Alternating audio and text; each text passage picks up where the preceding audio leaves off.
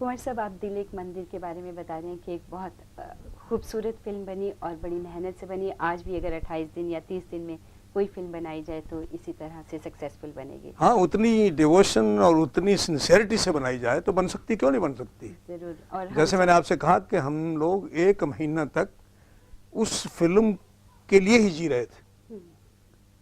उस फिल्म के बाहर क्या था हमें पता ही नहीं, और जाहिर है कि नतीजा बहुत अच्छा था। दिल एक मंदिर में स्टार कास्ट भी जो थी वो आप ही के द्वारा चुनी हुई थी। मीना कुमारी जी को या राजकुमार जी को भी आपने ही चुना था कि फिल्म में होना चाहिए। मीना कुमारी जी के साथ काम करने का एक्सपीरियंस और मीना कुमारी जी एक हिंदुस्तान में बहुत ही नायाब आर्टिस्ट पैदा हुई, शायद दूसरी मीना कुमारी कभी पैदा होगी नहीं। और मीना कुमारी जितनी अच्छी कलाकार थी उससे भी ज़्यादा अच्छी इंसान थी, बहुत ही अच्छी इंसान थी वो। उनका दिल जो है, जैसे कहते हैं कि वो मोम का बना हुआ था। बहुत इमोशनल थी, बहुत अच्छी थी, बहुत अच्छी दोस्त थी, और मेरे से तो सीनियर थी वो। जब मैं आया फिल्म इंडस्ट्री में तो पहले से वो थी स्टार, और मैं उनको हमेशा मेम साहब कहता था, और आखिरी दम तक उनके मेम साहब ही कहा मैंने। पर ऐसा क्यों कहते थे आप? और वो मुझे बहुत प्यार करती थी, मेरी बीवी को बहुत प्यार करती थी, हमारे घर भी आती थी तो बहुत इज्जत देती थी वो। बहुत अच्छी नेक इंसान थी। तो कुमार साहब, आप उन्हें मेम साहब क्यों कहते थे? मेम साहब इसलिए कहता था कि मेरे से सीनियर थी वो। अच्छा। तो मैं उनको मीना जी या कुमारी जी तो मुझे अच्छा लगता नहीं था, इसलिए आप उन्हें मेम। हाँ, और मैं उनको मेम साहब ही कहता था। और जब मैंने फर्स्ट डे भी उनके साथ काम किया तो मैंने इनसे गुजारिश की कि मेम साहब देखिए, आप तो सीनियर हैं, मैं तो आपके सामने नया हूँ। वो हमारी फिल्म थी चिराग कहाँ रोशनी कहाँ, जो बहुत कामयाब हुई। तो मैंने उनसे कहा कि आप मेरा ख्याल रखिएगा, मुझे कहीं गलती हो तो सिखाइए। तो हंसने लगी, बोले आप तो बहुत अच्छा काम करते हैं, आप ऐसी बात क्यों कहते हैं। मैंने कहा नहीं, मैं कितना अच्छा हूँ मैं अच्छी तरह जानता हूँ, आप बहुत अच्छी हैं और आपसे कुछ सीखना है मुझे। और यकीन मानिए कि वो वाकई बहुत मदद भी करती थी। कभी शॉट कोई ठीक नहीं होता था तो वो चुपके से कान में कह देती थी, एक दफ़ा और कर लीजिए तो अच्छा है। तो ये बातें भूलने की नहीं है, ये बातें ज़िंदगी में बहुत काम आई हमारे। इसके बाद में और मैं साथ ही ये भी पूछना चाहूँगी कि राजकुमार जी जो अब इस दुनिया में नहीं रहे हैं, उनके बारे में आपके क्या कमेंट्स हैं? Not for only this film. Rajkumar मेरे बड़े अजीज दोस्त थे, हमने बहुत सी फिल्मों में साथ काम किया। घराना में काम किया, जिंदगी में काम किया, मदर इंडिया में पहले काम किया, फिर दिल एक मंदिर में काम किया। तो बहुत ही अच्छे कलाकार थे वो, और सारी दुनिया जानती है, मैं कहूँ या ना कहूँ उससे क्या होता। और बहुत अच्छे इंसान भी थे, लेकिन आम लोग उनको गलत समझते थे, क्योंकि उनकी आदत थी कि जो दिल में हो वो कह देते थे, और दुनिया वालों को ये बात पसंद आती नहीं। वो तो कहते जानी हम तो वही कहेंगे जो हमें अच्छा लगता है। तो ये उनकी खूबी थी, जिसको बहुत से लोगों ने उनकी बुराई समझा। तो मैं दोष दूंगा समझने वालों को, राजकुमार को नहीं। तो बहुत अच्छे आदमी थे, बहुत ही महान कलाकार थे। अब मैं आपकी एक और वेरी सक्सेसफुल फिल्म की तरफ जा रही हूँ, जिसमें लखनऊ का अंदाज, लहजा, जुबान और वैसे ही उठना। मेरे महबूब की बात कर रही हैं आप? महबूब की बात कर रही हूँ। मेरे महबूब की सक्सेस की यही बात है। मेरे महबूब की सक्सेस, उसकी पीछे कहानी है, उसके पीछे डायरेक्शन है, उसकी फोटोग्राफी है, उसका बहुत बड़ा हाथ नौशाद साहब का है, जिन्होंने वो म्यूजिक बनाया। मेरे महबूब तुझे मेरी मोहब्बत की कसम, वो इस तरह के गाने कौन बनाएगा। और फिर थोड़ा बहुत जो हमसे हो सका हमने भी किया। नहीं, आपसे तो ऐसा हुआ कि लोगों ने ये समझना शुरू कर दिया कि जैसे दिलीप साहब का नाम जो दिलीप कुमार है वो पर्दे का नाम है, फिल्मी नाम है, वैसे वो यूसुफ खान है। वैसे ही आपके लिए भी लोगों ने समझा कि आप वैसे तो मुस्लिम ये सही है ये बात कि मुझे बहुत सैकड़ों खत ऐसे आए कि जो मेरे फैंस ने मुझे पूछा कि आपका असली नाम क्या है, कि अनवर मियाँ आप हमें बताइए कि आपका असली नाम क्या है।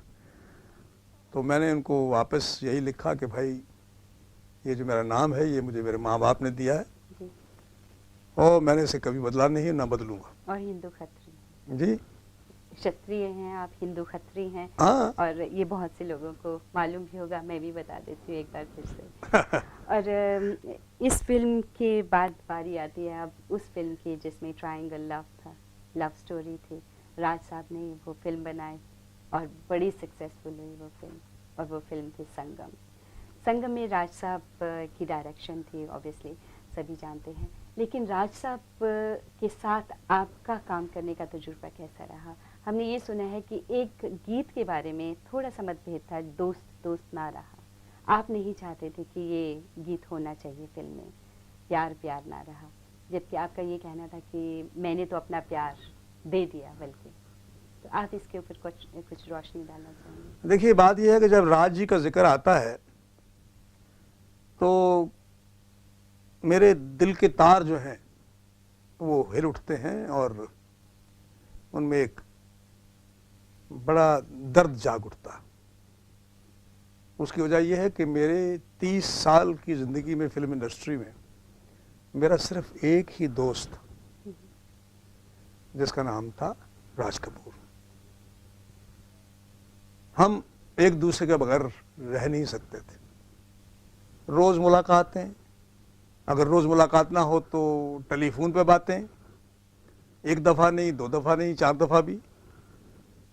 साथ में रहना, साथ में खाना, साथ में पीना, साथ में हंसना, साथ में रोना।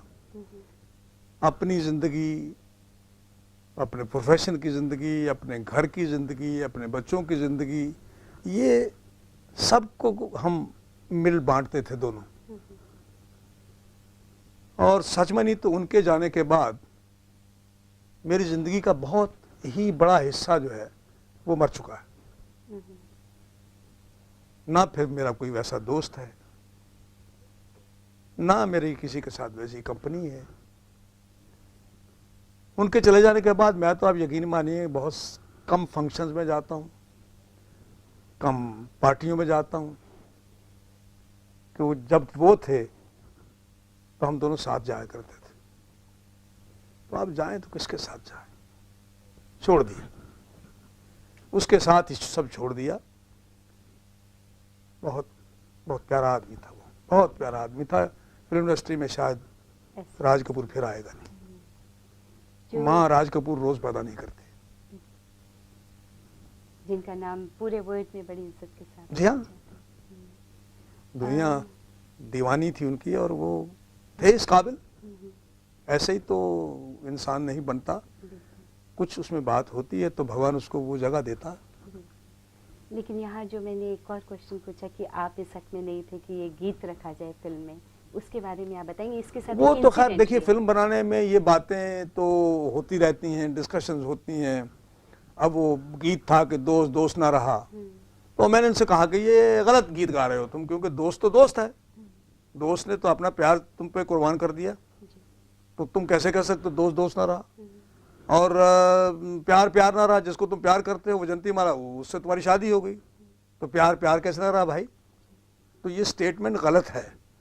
तो वो कहने लगे नहीं नहीं नहीं ब्रदर तुम देखो, मुझे पिक्चराइज करने दो गाना और मैं इसको बहुत अच्छी तरह से सजाऊंगा।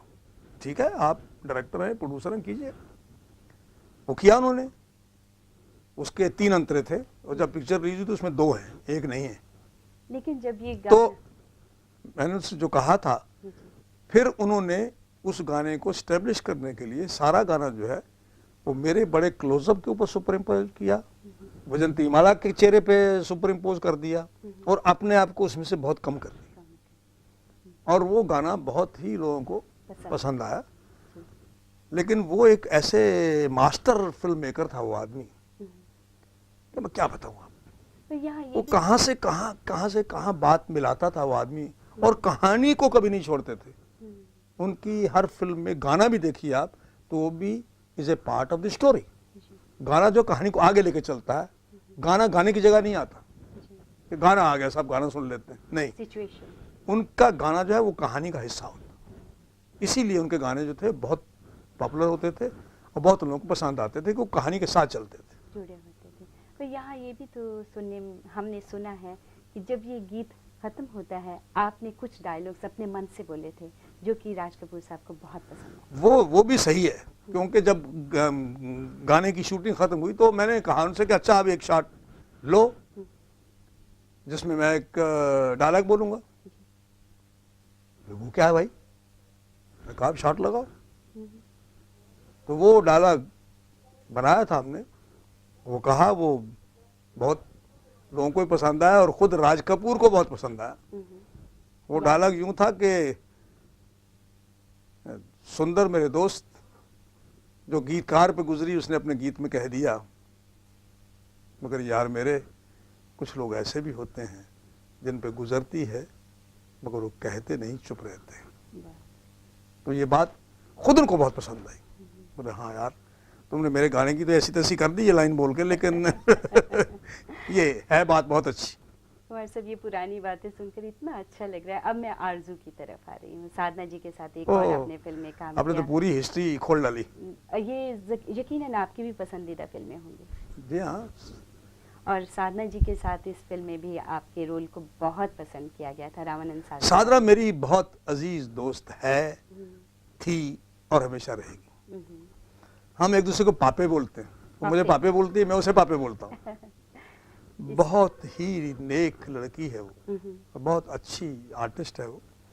हमने जिन फिल्मों में काम किया बहुत प्यार से, बहुत मेहनत से मिलजुल के काम किया और लोगों को फिल्में बहुत पसंद आई, जिसमें मेरे महबूब थी, आरजू थी, आप आए बाहर आई, बाहर थी, सूरज थी। She is very good and very good friend, very too good friend of mine. वो मेरी फैमिली फ्रेंड। अभी भी मैं बॉम्बे से आया हूँ तो 4 दिन पहले हमारे घर पे थी, we had dinner together and she very nice. अभी बेचारी पिछले 1 साल हुआ उनके हस्बैंड की डेथ हो गई, बहुत अच्छे डायरेक्टर थे वो भी, तो अब काफ़ी अकेली हो गई हैं। But she is a very bold woman, she knows how to face life and she is facing life and she is enjoying life. She is too good. अच्छा, आरजू के साथ भी एक इंसिडेंट है। क्यों ऐसा हुआ कि जिस फिल्म में आपने जो किरदार किया उस किरदार को लोगों ने बिल्कुल सच समझ लिया और आपके पास आए ये कहने के लिए कि आपने मुझे एक नई जिंदगी दी? ऐसा ही एक किस्सा आरजू के साथ भी है। जी हाँ, वो एक लड़का पुणे से आया था, उसकी एक्सीडेंट में एक टांग कट गई थी, तो वो पूना से आया और वो सागर साहब के ऑफिस में पहुंचा और उसने कहा कि मुझे राजेंद्र कुमार से मिला दीजिए। और उसने अपनी कहानी सुनाई उनकी, तो सागर साहब ने मुझे टेलीफोन किया कि भाई तुम आ जाओ, एक ख़ास आदमी से तुम्हें मिलवाना है। मैं स्टूडियो गया उनके ऑफिस में, तो एक लड़का बैठा हुआ, तो बैसाखी लिए हुए, बेचारे की एक टांग नहीं थी, तो बड़ा खूबसूरत मोटा फूलों का हार लेके आया था और उसने मुझे देखते ही वो हार मेरे गले में डाल दिया और मुझसे लिपट गया और उसकी आंख में आंसू थे, खुशी के थे, मेरे ख्याल में तो खुशी की थी। कहने का भाई बात यह है कि मेरी टांग कट गई थी और मैं ज़िंदा नहीं रहना चाहता था। आपकी आरजू ने मुझे प्रेरणा दी कि नहीं, ज़िंदगी रहने के काबिल है और मैं आज ज़िंदा हूँ और खुश ज़िंदा हूँ। तो ऐसे मौके बहुत आए और मैंने आपसे जैसे कहा ना, लोग आइडेंटिफाई करते हैं। अगर वो परफॉर्मेंस में, कहानी में जज्बा हो, एहसास हो, तो उसका असर ये होता है कि लोग उसको सच समझ के फिर उसको अपने आप को उसमें उस सांचे में ढालते हैं और समझते हैं कि ये मैं हूँ। अच्छा बेटे का किरदार हो तो माँ बाप समझते हैं कि भगवान करे हमारा बेटा ऐसा हो। अच्छे भाई का किरदार हो तो बहनें कहती हैं कि काश हमारा भाई भी ऐसा हो।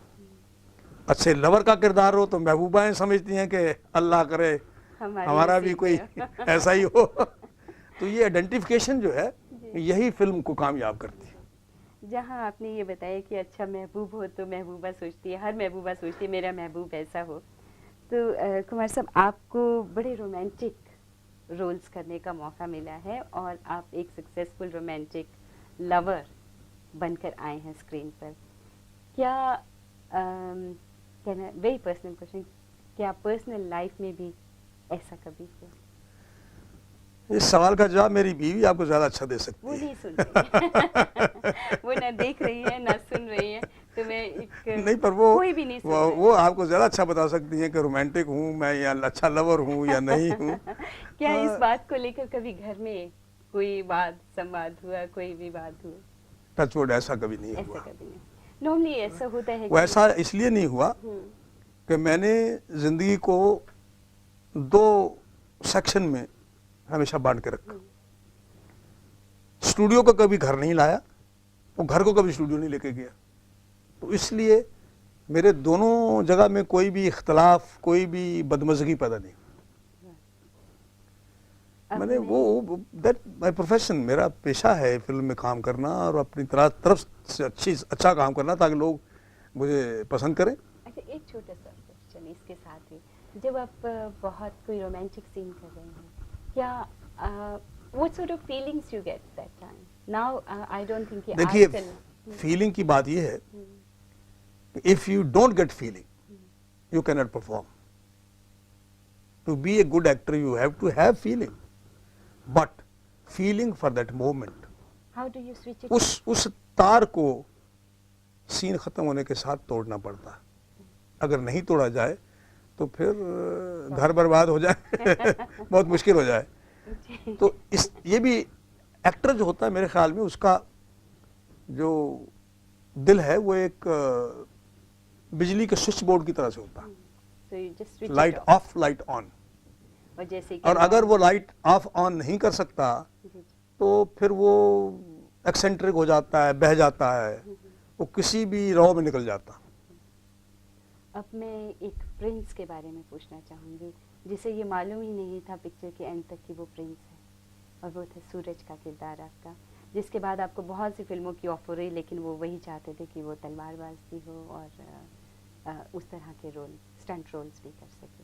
क्या किस तरह के? सच है कि थोड़ा सा तलवार भी चला सकता हो? नहीं, वो देखिए, वो तलवार चलाने की जो बात जो है वो मेरे दोस्त थे कृष्णमूर्ति जिन्होंने फिल्म बनाई थी, और मैंने उन्हें मजबूर किया था कि भाई तुम बहुत पैसे कमाना चाहते हो? बोले हाँ। तो मैंने कहा ये तुम तलवारबाजी की फिल्म बनाओ, तो वो घबरा के खड़ा हो गया, what are you talking man, तुम तो एक बड़े इमोशनल और रोमांटिक और ड्रामेटिक एक्टर हो और तुम ये तलवार और घोड़े और हाथी की बात करते हो। मैंने कहा देखो तुम बनाओ, बहुत पैसे कमाओगे, क्योंकि मैंने ये ऐसा कभी नहीं किया और ये लोगों के लिए नॉवेल्टी होगा और तुम बहुत पैसे कमाओगे, तुम्हारी पिक्चर बहुत चलेगी। तो वो बात उसकी समझ में आ गई और उसने वो फिल्म बनाई, और यही हुआ कि उसने ढेर सारे पैसे कमाए और हमें भी लोगों ने उसमें भी पसंद किया। लेकिन उसके बाद मुझे बहुत ऑफर्स आई उस तरह की फिल्मों की, लेकिन मैंने फिर कभी नहीं की। उसके बाद तो 6-7 बरस के बाद फिर एक फिल्म मैंने की जिसका नाम था गोरा और काला। और गोरा और काला भी करने की वजह जो ये थी, उस वो एक्शन नहीं था, वो 2 डिफरेंट कैरेक्टर्स, कंट्रास्ट, एक कालिए का और एक गोरे का। तो वो जो मौका था एज एन एक्टर, वो मुझे बहुत अच्छा लगा और वो मुझे काले का रोल बहुत पसंद था, और उसको बहुत शौक से मैंने किया और लोगों ने भी उसी शौक से उसको पसंद भी किया। हाँ, वो डायरेक्ट की थी आपके ब्रदर ने, जी नरेंद्र जी ने। और उस फिल्म में ये भी मैंने सुना है कि आपको 3-3 घंटे लग जाते थे फॉर मेकअप एंड मेकअप। जी हाँ, काला बनने के लिए 3-3.5 घंटे लगते थे और पूरा पाँव से लेकर सर तक काला बनना पड़ता था, और उसके बाद फिर जब गोरे की बारी आती थी तो घंटा 1.5 घंटा उसको साफ करने में लगता था, फिर गोरा बनना पड़ता था। खैर वो तो that is the you know the professional needs and hurdles are players और व्हाटएवर यू कॉल इट। तो बड़ा मजा आता था उसमें। टेक्निकली कोई ये बहुत मुश्किल चीज थी करना? टेक्निकली मेरे लिए इतनी मुश्किल नहीं थी, लेकिन क्योंकि कैमरामैन जो था he was a very expert, he knew how to take double shots. My brother was a director and he knew how to manage those shots and they did very well, very well. सूरज में ही एक गीत जो बहुत popular हुआ था वो था बहारो फूल बरसाओ मेरा वो आज भी बहुत पॉपुलर है। हर मैं शादी जहाँ भी में- जाता हूँ किसी फंक्शन में या किसी शादी में, वो बैंड वाले होते हैं ना, जी तो मेरी एंट्री पे भी वही गाना बजाते हैं, बहारो फूल बरसाओ मेरा महबूब आया। तो वो ऐसा लगता है कोई ट्रेडमार्क बन गया वो। आपकी एक पहचान बन गया वो गीत। हाँ, ऐसा होता है। अच्छा, उस वक्त में क्या डांस डायरेक्टर्स हुआ करते थे हर डांस सीक्वेंस के लिए, जैसे इस फिल्म में भी डांसेस थे? इसमें सूरज में, सूरज में सूरज में हाँ डांसेस थे। वो हीरा लाल जी थे हमारे डांस मास्टर। तो मुझे डांस खास आता नहीं था और ना आता है, और मैं करते हुए बहुत घबराता भी था, लेकिन वो अच्छे मास्टर थे, थोड़ा बहुत करवा लेते थे और गुजारा कर लेते थे हम लोग। अगर आपको आज की फिल्म में काम करना हो और डांसेस करने पड़े तो आप फिर भी कर लेंगे? या तो मैं स्टूडियो से भाग जाऊंगा, या वो डायरेक्टर भाग जाएगा, या वो डांस मास्टर भाग जाएगा। क्यों, मुझसे तो होगा नहीं। क्यों झूठ बोलूं? अच्छा, अब ये मैं आजकल के लड़के लड़के कर सकते हैं, हमसे नहीं हो सकता। एक और बहुत ही सक्सेसफुल फिल्म और बड़ी ही खूबसूरत कहानी थी फिल्म साथी की। जी। एक बार फिर से वैजयंती माला जी के आप हस्बैंड बने, डॉक्टर थे इस फिल्म में, पर अनफॉर्चुनेटली एक्सीडेंट होने के बाद आंखें चली जाती हैं और ब्लाइंड पर्सन का रोल भी बहुत अच्छी तरह से। उस फिल्म में सबसे ज़्यादा खूबसूरत बात जो मुझे पसंद थी वो ये थी कि वो मियाँ बीवी की लव स्टोरी थी। उस फिल्म की कहानी में लड़का लड़की मिले, उनका प्यार हो गया, उनका इश्क हो गया, वो गाने गाने लगे, या वो लव सीन हो, ऐसा नहीं था। उसमें एक अनजान सा आदमी एक अनजान सी लड़की से मिलता है और उनका कोई आपस में रिश्ता नहीं है, और किन हालात में वो शादी कर लेते हैं, और शादी के दिन से उनका रोमांस, उनका इश्क शुरू होता, एंड वो दोनों एक दूसरे के दीवाने हैं। तो मेरे ख्याल में वो, मेरा जो ख्याल था कि ये शादीशुदा लोग जो हैं खासकर, उनके लिए एक बड़ी सबक आमोज फिल्म थी कि इश्क हो मियाँ बीवी का तो इस तरह से होना चाहिए। बाकी तो उसमें इंसिडेंट्स थे, फिल्मी इंसिडेंट थे कि वो अंधा हो गया या ये हो गया या वो तो होता है, तो कहानी है। लेकिन बेसिक बात उसकी ये थी कि it was a love story between a husband and wife, not between a boy and girl. Kumar साहब, एक बात यहाँ मैं पूछना चाहूँगी कि कभी कभी अंधा दिखाते हैं कि आंखें बंद हैं, आंखें बंद करके तो कैमरे को फेस कर रहे हैं इंसान, लेकिन कभी कभी होता है आंखें खुली हैं लेकिन उनको एकदम स्टिल रखना पड़ता है या ऐसा शो करना पड़ता है कि अंधे का रोल कर रहे हैं। जी हाँ, वो तो करना पड़ता है, बिकॉज इसे प्रोफेशन ऑफ मेक बिलीव। जब मैं, जैसे आपको बताता हूँ, जब अंधे का मैं रोल जब मैं करता था तो mentally you forget that you're seeing anything. You feel that you're not seeing anything, you are blind.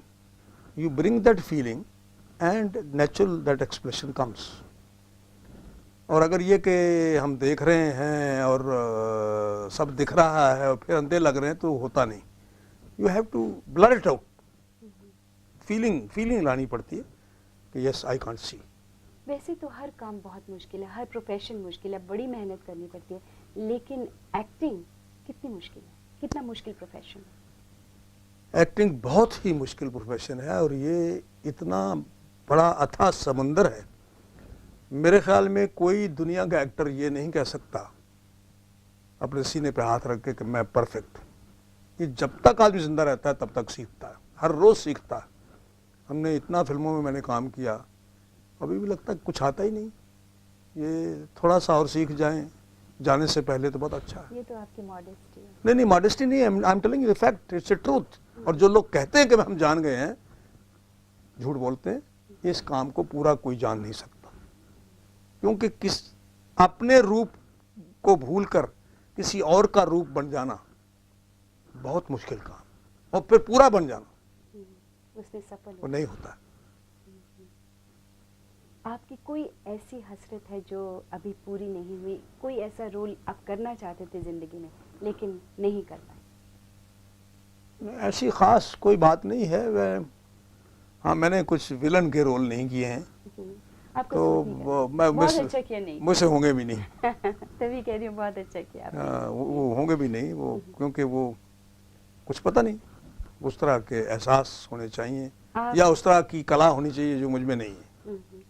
आप अपने आप को सेमी रिटायर्ड कहेंगे या रिटायर्ड कहेंगे, या आप फुली इन एक्शन?